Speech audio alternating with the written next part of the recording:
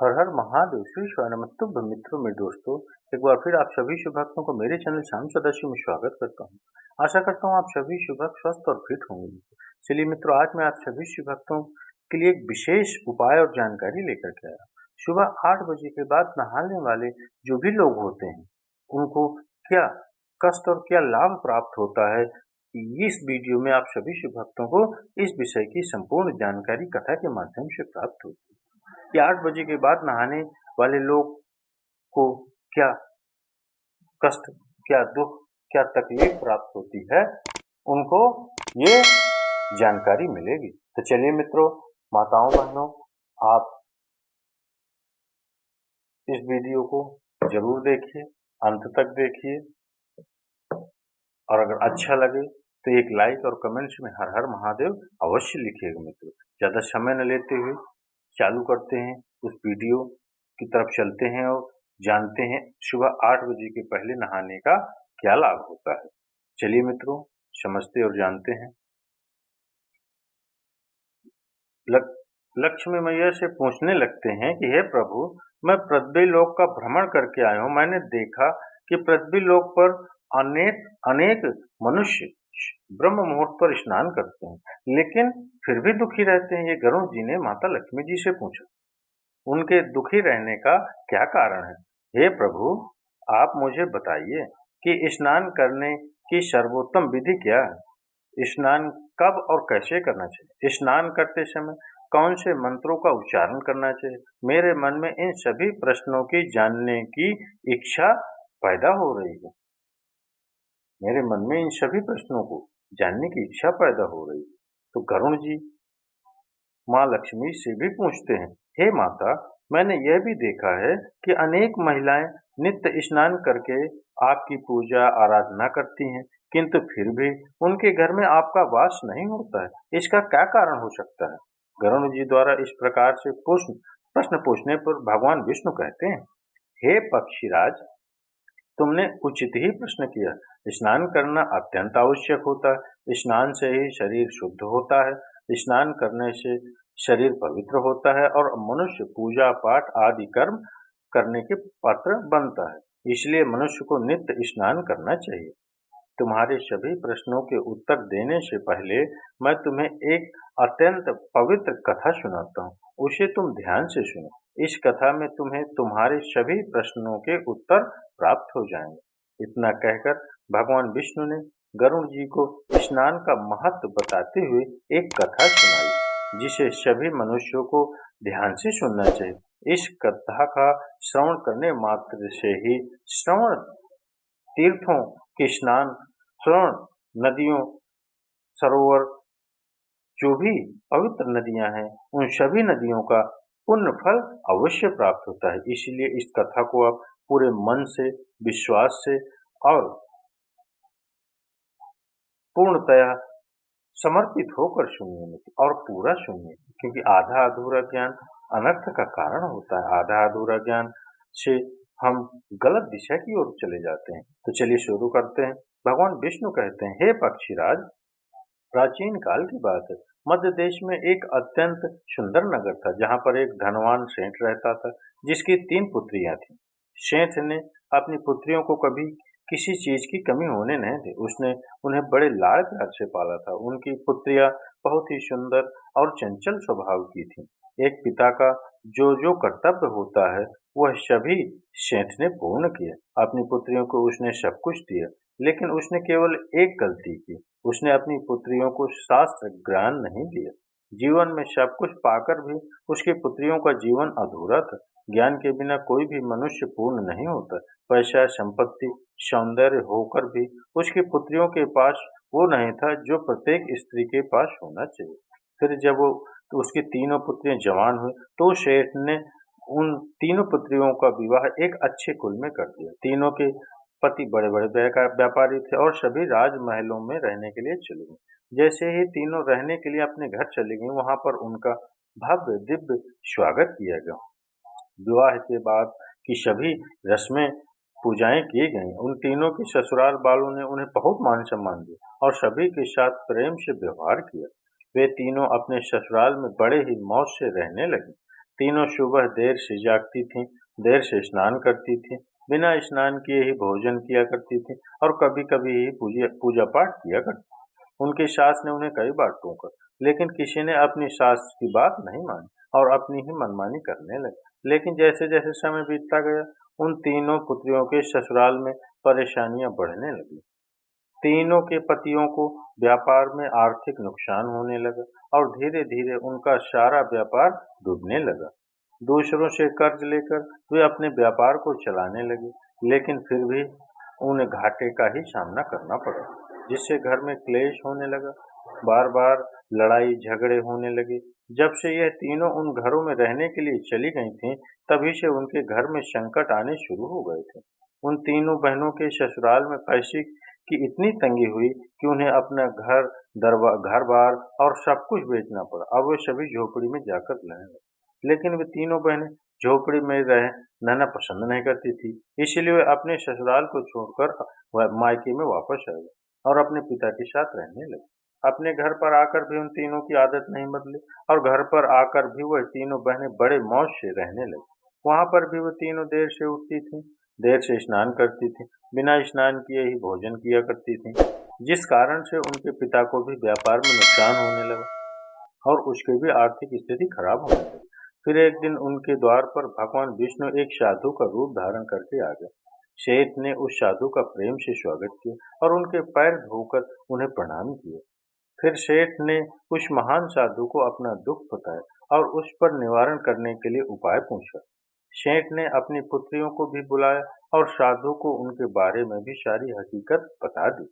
जैसे ही उस साधु ने सेठ की तीनों पुत्रियों की तरफ देखा, तो उन्हें सारी हकीकत पता चली। उन तीनों बहनों के चारों ओर नकारात्मक शक्ति का घेरा बना हुआ था, जो उनके साथ ही चल रहा था। वे जहां पर भी जाते, वह नकारात्मक ऊर्जा उनका पीछा नहीं छोड़ रही। वो सिद्ध साधु ने उससे कहा कि तुम्हारी बेटियों की आदतों के कारण उनके चारों ओर नकारात्मक ऊर्जा का घेरा बना हुआ।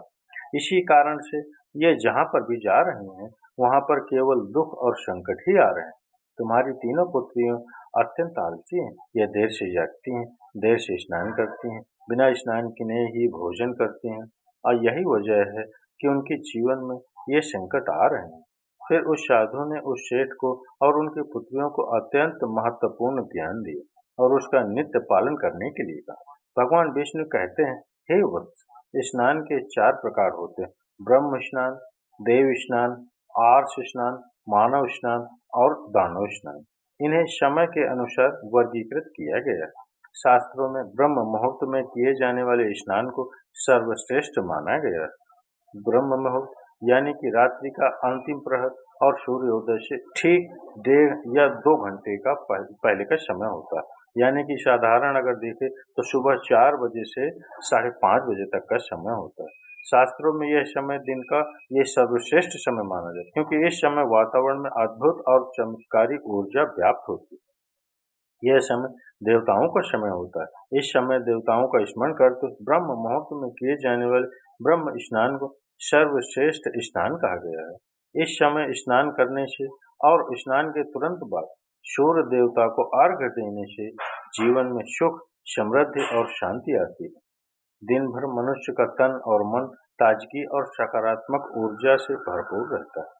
ब्रह्म स्नान करने पर मनुष्य रोग तथा बीमारियों से दूर रहता है। उसका शरीर निरोगी और स्वस्थ रहता है। दूसरा है देव स्नान।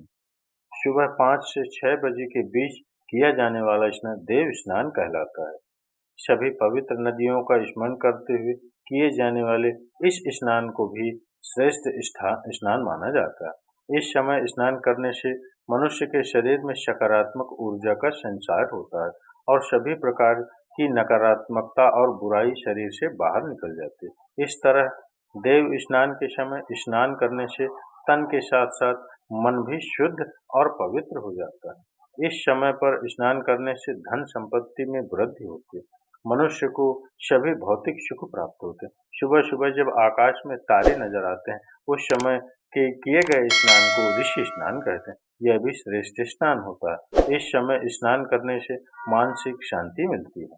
तीसरा है मानव स्नान। सुबह 6 से 8 बजे के बीच में किया जाने वाला स्नान मानव स्नान कहा गया है। यह स्नान सूर्योदय के समय या सूर्योदय के ठीक बाद में किया जाता है। इस समय स्नान करना भी अच्छा माना गया है। शरीर में दिन भर ताजगी, स्फूर्ति और सकारात्मक ऊर्जा व्याप्त रहती है, जो हमें किसी भी कार्य को करने के लिए उत्साहित करती है। किंतु मनुष्य को सूर्योदय के 2 घंटे बाद स्नान नहीं करना चाहिए, अर्थात सुबह 8 बजे के बाद स्नान करना अनुचित होता है। इस समय वातावरण में व्याप्त दैवी शक्ति बहुत कम हो जाती है, इसलिए मनुष्य में उत्साह और ऊर्जा में भी कमी दिखाई देती है, जिससे कि वह दिन भर आलस का अनुभव करता है। पूरे दिन में सुस्ती सी रहती है और किसी भी काम में मन नहीं लगता है। सुबह 8 बजे के बाद स्नान करने से व्यक्ति के जीवन में दुर्भाग्य आता है, उसके शरीर में नकारात्मक ऊर्जा का वास होने लगता है। ऐसा मनुष्य जिस स्थान पर भी जाता है, उसके साथ दुर्भाग्य चला आता है। तुम्हारी यह तीनों पुत्रियां सुबह देर से स्नान करती थीं, जिस कारण से उनके ससुराल की सारी संपत्ति नष्ट हो गई और अब तुम्हारी भी धन संपत्ति नष्ट हो गई। सूर्योदय होने के बहुत समय बाद तक भी जो लोग स्नान नहीं करते, उनके मन में दिन भर क्रोध, राग, द्वेष, नकारात्मकता, कमजोरी और चिड़चिड़ापन बना रहता है, जिससे इनके काम में मुश्किलें आ सकती। इसलिए प्रतिदिन ब्रह्म स्नान, देव स्नान, ऋषि स्नान या मनुष्य स्नान करने की सलाह दी गई। प्रतिदिन इन पवित्र कालों में उठकर स्नान करने से, ईश्वर की पूरी श्रद्धा से आराधना, प्रार्थना और पूजा पाठ करने से तथा सूर्य देवता को अर्घ्य देने से हमारे तन के साथ साथ मन भी शुद्ध और पवित्र हो जाता है और हमारी बहुत सी सारी समस्याओं का समाधान हो जाता है। हमारे अंदर से सभी प्रकार की नकारात्मकता दूर होती है और सुख समृद्धि का मार्ग खुल जाता है।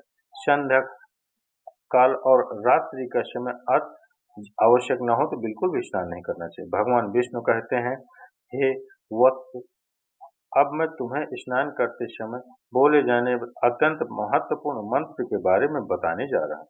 इसीलिए तुम इसे ध्यान से सुनो। जो भी इस मंत्र का उच्चारण करते हुए स्नान करता है, उसके सभी पाप उसी क्षण नष्ट हो जाते हैं, उसका दुर्भाग्य भी नष्ट हो जाता है और उसे सुख समृद्धि प्राप्त होती है। वह मंत्र इस प्रकार है,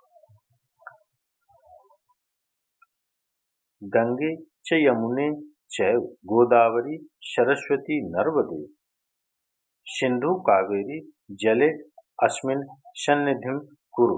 इसका अर्थ है, हे गंगा, यमुना, गोदावरी, सरस्वती, नर्मदा, सिंधु और कावेरी माँ, मेरे स्नान करने के जल में कृपया आप सभी पधारिए। इस मंत्र के उच्चारण से सभी तीर्थ स्थानों में स्नान करने का पुण्य मिलता है। इस प्रकार से भगवान विष्णु ने उस सेठ को स्नान का महत्व बताया और फिर सेठ की तीनों पुत्रियों को अपनी गलती समझ में आई। वे तीनों अपने अपने ससुराल में रहने के लिए चली गईं और भगवान विष्णु द्वारा बताए गए स्नान के सभी नियमों का पालन अक्षरशः पालन करने लगे।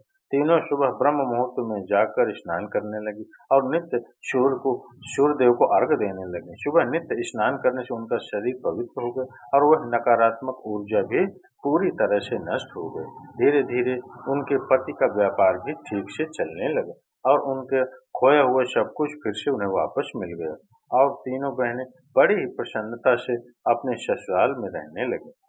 तो मित्रों, माताओं, बहनों, इस प्रकार से हमारे जीवन में स्नान का बहुत अधिक महत्व होता है। इसीलिए हमें रोज सुबह जल्दी स्नान करना चाहिए। सुबह 8 बजे के बाद स्नान करना अशुभ होता है। इस प्रकार से भगवान विष्णु ने गरुड़ जी को स्नान का महत्व बताया है। आशा करता हूँ आप सभी शिव भक्तों, माताओं, बहनों और मित्रों को यह कथा अवश्य अत्यंत प्रिय लगी होगी, अच्छी लगी होगी और इसका सही जानकारी भी आपको प्राप्त हुई होगी। जो भी माता बहन अभी तक मेरे इस वीडियो पर जुड़ी है, उसको अवश्य इस विषय की पूरी जानकारी प्राप्त हुई होगी। तो चलिए मित्रों, माताओं, बहनों, आप अवश्य ही इस विषय का जो मैंने बताया पालन करिए। सुबह 8 बजे के पहले ही स्नान करिए और इन मंत्रों का जो मैंने बताया स्मरण करते हुए स्नान करिए। आपकी सभी मनोकामनाएं माता गंगा मैया और श्री हरि विष्णु और बाबा त्रिकालदर्शी अवश्य पूर्ण करें। इसी आशा के साथ मैं आप सभी शिव भक्तों से विदा लेता हूँ और मिलूंगा इसी तरह की वीडियो अगले वीडियो में। तब तक के लिए हर हर महादेव, श्री शिवाय, नमस्ते।